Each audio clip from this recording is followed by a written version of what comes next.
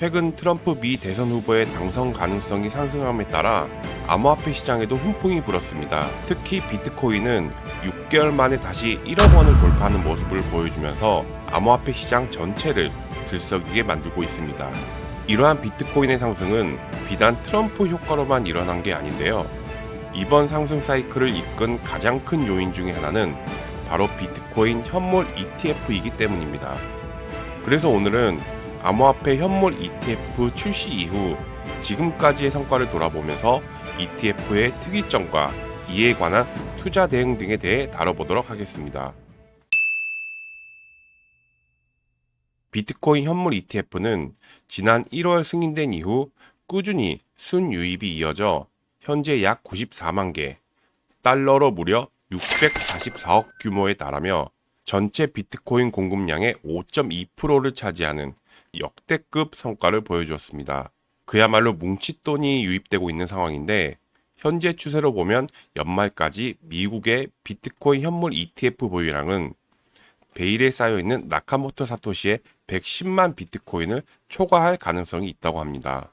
비트코인 ETF의 흥행은 무엇보다 블랙록과 피델리티가 앞장서고 있는데 영상을 만드는 시점 블랙록의 비트코인 현물 ETF인 IBIT는 총 자산 규모가 293일 만에 300억 달러를 돌파하여 ETF 시장의 역대 최단 기간을 기록했습니다.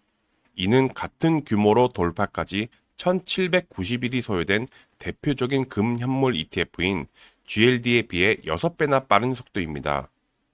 또한 금 ETF 상품에 관한 초기 신고에는 95개의 기관 투자자만 참가했는데 이는 현재 현물 비트코인 ETF에 투자된 1200개 이상의 기관 투자자 수와 극단적인 대조를 보여주고 있습니다.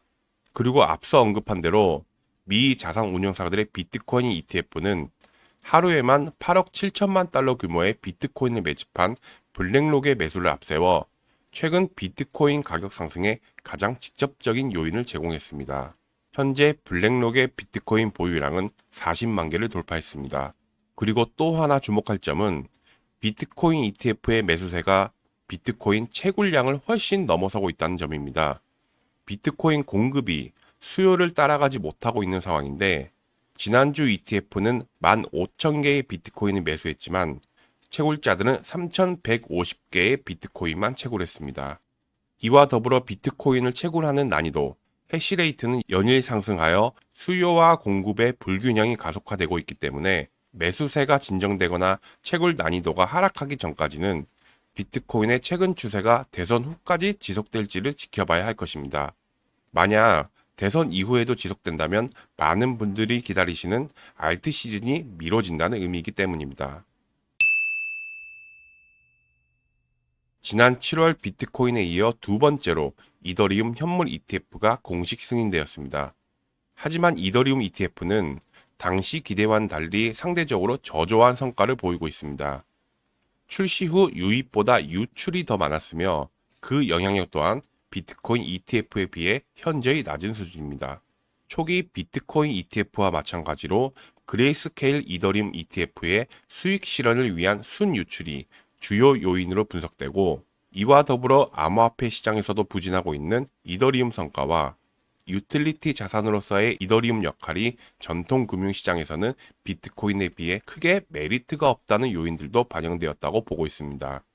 그럼에도 불구하고 그레이스케일의 수익 실현을 위한 유출은 비트코인에서도 나타난 동일 현상이고 유출의 완화 이후 유입이 반등되면서 회복력을 보여주었다는 점과 무엇보다 이더리움에 예치된 자본들과 연관된 프로젝트들을 본다면 여전히 이더리움은 알트들의 왕으로 존재하고 있는 만큼 시간이 지남에 따라 투자자 수요가 붙을 것으로 예상됩니다. 다만 이 부분은 앞에서 언급한 것처럼 비트코인의 수요 강세가 언제 감소되느냐에 따라 그 시점이 크게 영향을 미칠 것입니다. 바이낸스 리서치에서 발표된 보고서에 따르면 가장 흥미로운 점은 비트코인 현물 ETF는 예상과는 다르게 기관이 아닌 개인 투자자가 수요를 견인했다는 점이고 이 수치는 무려 80%에 달한다는 점인데 최근 블랙록의 ETF 책임자가 한 매체를 통해 블랙록의 IBIT를 매수하는 투자자의 75%는 월가를 처음 접하는 투자자들이라고 밝힌 점과 일치합니다. 이는 개인 투자자들이 기존에 보유하고 있는 비트코인을 편의성과 규제 보호가 강화된 ETF로 이동했음을 시사함과 동시에 거대 자본을 쥐고 있는 기관들의 신규 투자가 아직 제대로 진행되지도 않았다는 것을 의미하는데, 이 부분이 매우 중요합니다. 비트코인 현물 ETF에 유입된 많은 자금들이 개인들에 의한 투자이고 기관들의 투자가 초기 단계라고 한다면, 앞으로도 가격의 등락에 따른 개인 자금의 유출입이 이루어질 가능성이 크다는 측면을 생각해야 합니다. 그리고 이는 옵션 상품의 등장으로 인해 더 가속화할 수 있습니다. 이와 같은 흐름은 2017년 시카고 선물거래소 비트코인 선물 상품의 상장 이후 비트코인 가격의 등락이 크게 이루어지던 시기를 염두에 둘 수 있습니다. 대형 기관들의 본격적인 자금 유입은 실제로는 조정의 끝자락에서 이루어지는 경우가 많기에 이에 대한 고려를 하면서 현재의 움직임을 따라가야 할 것으로 봅니다.